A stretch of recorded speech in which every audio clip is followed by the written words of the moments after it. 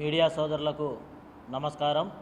ఇక్కడ press meet సమావేశానికి TNSF Yogi Vemana university నాయకులు, అదేవిధంగా కడప జిల్లా టీఎన్ఎస్ఎఫ్ సంబంధించినటువంటి నాయకులు రావడం యొక్క ముఖ్య ఉద్దేశమే మన కడప జిల్లాకు ఎంతో ప్రతిష్టాత్మకంగా ఉన్నటువంటి యోగవేమన విశ్వవిద్యాలయంలో గతంలో వైసీపీ యొక్క ప్రభుత్వంలో అక్కడ జరిగినటువంటి అవినీతి అక్రమ నియామకాలపైన శ్వేతపత్రం అనేది విడుదల చేయడం జరిగింది. అందులో చాలా వరకు చూసుకున్నట్లయితే మనకు బహిర్గతంగానే కనిపిస్తూ ఉంది. గత వైసీపీ ప్రభుత్వంలో ఉన్నటువంటి ఎమ్మెల్యేలు, ఎంపీ వాళ్ళ యొక్క సిఫార్సు మేరకే అక్కడ నియామకాలు జరిగినట్లుగా మనకు ఆర్టీఐ ద్వారా క్లియర్ కట్గా ఇన్ఫర్మేషన్ అనేది మనకు రావడం జరిగింది. అంటే ఈ యొక్క వైసీపీ ప్రభుత్వంలో ఒక విశ్వవిద్యాలయాన్ని కూడా వాళ్ళు కంచుకోటలాగా చేసుకొని వాళ్ళ యొక్క నాయకులు ఎవరైతే ఉన్నారో, వాళ్ళకు భజన చేసే బ్యాచ్ ఎవరైతే ఉన్నారో వాళ్ళని నియామకాలు అనేది చేయడం అనేది చాలా దారుణం. ఎందుకంటే ఎంతోమంది నిరుద్యోగ యువతులు, నిరుద్యోగులు చాలామంది ఉన్నారు. ఏదన్నా నియామకాలు జరపాలంటే ఒక రోస్టర్ పద్ధతి వస్తుంది, అదేవిధంగా యూనివర్సిటీ గైడ్లైన్స్ వస్తాయి, ఆ నామ్స్ రెగ్యులేషన్స్ పరంగా నియామకాలు చేపట్టాలి. అలా కాకుండా మాకు 10 మంది ఎమ్మెల్యేలు కడపలో ఉన్నారు, ఎంపీ మా వాళ్ళే, అంత సర్వం మాదే అని చెప్పేసి మేము ఆడిందే ఆట పాడిందే పాట అన్నట్టు ఈరోజు చూసుకున్నట్లయితే దాదాపు 191 మంది నాన్ టీచింగ్ స్టాఫ్ని ఈరోజు యోగవేమన యూనివర్సిటీలో రిక్రూట్మెంట్ చేసుకున్నారు. ఎందుకంటే బహిర్గతంగా కనబడతా ఉంది. వాళ్ళందరూ రిక్రూట్మెంట్ అయినటువంటి వాళ్ళు జీతాలేమో యోగవేమన యూనివర్సిటీ దగ్గర నుంచి తీసుకుంటా ఉన్నారు. వాళ్ళ యొక్క పని వేళలు అయితే మన వైసీపీకి సంబంధించినటువంటి ఎమ్మెల్యేల ఇళ్ళ దగ్గర, ఎంపీల ఇళ్ళ దగ్గర వాళ్ళ కార్లమ్మడి తిరిగేదానికే వాళ్ళకి సరిపోతుంది. కానీ యూనివర్సిటీకి వచ్చి వాళ్ళ వలన యూనివర్సిటీలో విద్యార్థులకు కానీ యూనివర్సిటీకి కానీ ఎటువంటి ఉపయోగం లేదు.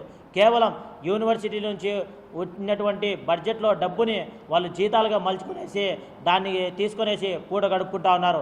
దీంట్లో ఖచ్చితంగా యోగవేమన యూనివర్సిటీ గతంలో పనిచేసినటువంటి వీసీ రిజిస్టర్లు వాళ్ళ హస్తం ఖచ్చితంగా ఉంది. వాళ్ళందరూ వైసీపీ నాయకులకి గులాం చేశారు. ఈరోజే చూసాం మనకు ఆంధ్రజ్యోతి పేపర్లో సూపరింటెండెంట్ పైన, రిమ్స్ సూపరింటెండెంట్ పైన విచారణకు ఆదేశించారు. అదే రకంగానే మన యోగవేమన యూనివర్సిటీలో గతంలో చేసినటువంటి వైస్ ఛాన్సలర్లు, రిజిస్టర్లుగా ఉన్నారు. వాళ్ళ మీద కూడా ఖచ్చితంగా ఈ యొక్క ప్రభుత్వం చర్యలు తీసుకోవడానికి సంసిద్ధంగా ఉంది. ఎటువంటి దీంట్లో ఇది కావాల్సినటువంటి అవసరం లేదు. ఖచ్చితంగా పారదర్శకంగా యూనివర్సిటీని నడిపేదానికి తెలుగుదేశం ప్రభుత్వం, టీఎన్ఎస్ఎఫ్ మేమందరం కూడా కంకణం కట్టుకొని పనిచేస్తాం.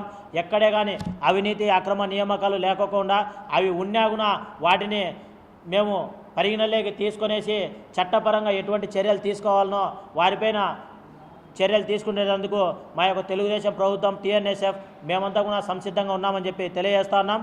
అదేవిధంగా మన యూనివర్సిటీలో ఫీజు యొక్క పట్టిక చూసుకున్నట్లయితే గతానికి ఇప్పటికీ చాలా వేరియేషన్ ఉంది. గత 5 ఏళ్ల కాలంలో, వైసీపీ 5 ఏళ్ల కాలంలో ఇష్టానుసారంగా ఫీజు రెగ్యులేషన్స్ పెంచేసినారు.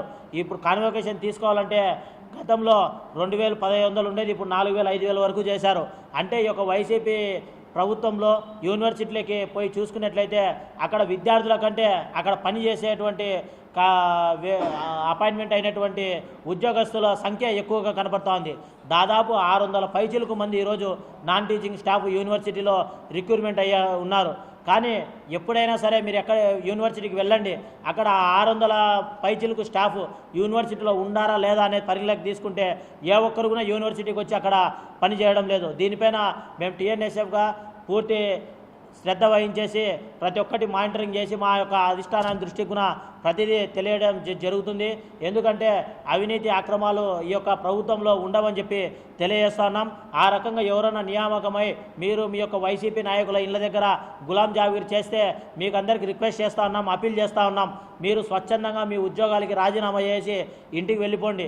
ఎందుకంటే ఈ యొక్క ప్రభుత్వం తీయేస్తే మీరు పని చేయలేదని చెప్పి కక్ష సాధింపు చర్యగా మీరు అనుకుంటారు. ఆ రకంగా అనుకోవద్దండి. ఎందుకంటే యూనివర్సిటీ అనేది ఎంతో ప్రతిష్టాత్మకంగా విద్యార్థుల భవిష్యత్తు కోసం ఏర్పాటు చేసింది. అలా కాకుండా ఈ యొక్క వైసీపీ నాయకులకు గులాం చేసే వాళ్ళకి ఆ యొక్క యూనివర్సిటీ యొక్క నిధులు సరఫరా అవుతా ఉంటాయంటే మేము చూస్తూ ఊరుకోం. ఖచ్చితంగా వాటిని అడ్డుకునేదానికి టీఎన్ఎస్ఎఫ్ కంకణం కట్టుకొని పనిచేస్తుంది కడప జిల్లాలో అని చెప్పి తెలియజేస్తా ఉన్నాం. అదేవిధంగా యూనివర్సిటీలకు సంబంధించినటువంటి ప్రొఫెసర్లు, అసిస్టెంట్ ప్రొఫెసర్లు చాలా వరకు ఎవరే కానీ విధులకు రాకపోకుండా ఇప్పుడు చూసుకున్నట్లయితే ఆబ్సెంటీస్ ఎక్కువ మనకు కనబడతా ఉన్నారు. కానీ రిజిస్టర్లలో మటుకు అటెండెన్స్ చేసుకుంటా ఉన్నారు. గతంలో మీ యొక్క ఇన్ఫ్లుయెన్స్లు, మీ యొక్క పనితీరు అనేది ఆ రకంగా ఉండిండొచ్చేమో. ఇప్పుడు కూడా మీ పద్ధతులు, మీ యొక్క అటెండెన్స్ తీరు కూడా మార్చుకోవాలా. ప్రతి ఒక్కరూ సమయపాలన పాటించాలా.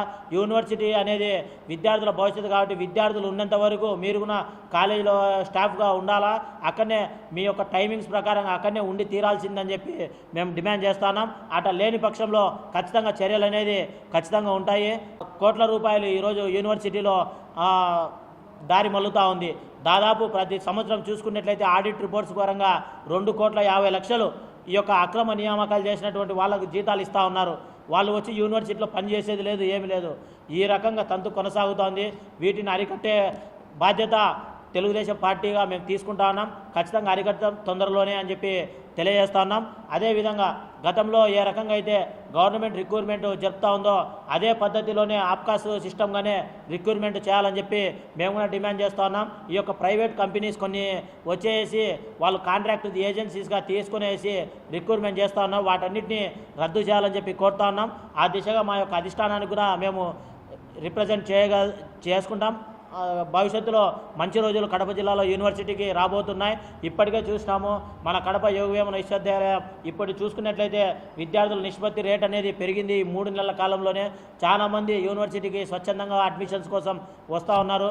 ఒక మంచి పరిపాలనలో ఈరోజు యూనివర్సిటీ ఉందని చెప్పి విద్యార్థులు ఆశాభావం వ్యక్తంతో ఉన్నారు. కాబట్టి ఖచ్చితంగా ఇటువంటి అవినీతి పురుగులు, అవినీతి చెడులు ఎవరైనా ఈయన యూనివర్సిటీలో ఉండి తలదాచుకొని ఉండి మేము ఈ రకంగానే కొనసాగుతామంటే మేము ఉపేక్షించేదానికి సిద్ధంగా లేము. ఖచ్చితంగా మీపైన చర్యలు తీసుకునేదానికి, మిమ్మల్ని యూనివర్సిటీలోంచి మెడబెట్టి బయటికి గెంటేదానికి మేమంతా సిద్ధంగా ఉన్నామని చెప్పి తెలియజేస్తా ఉన్నాం.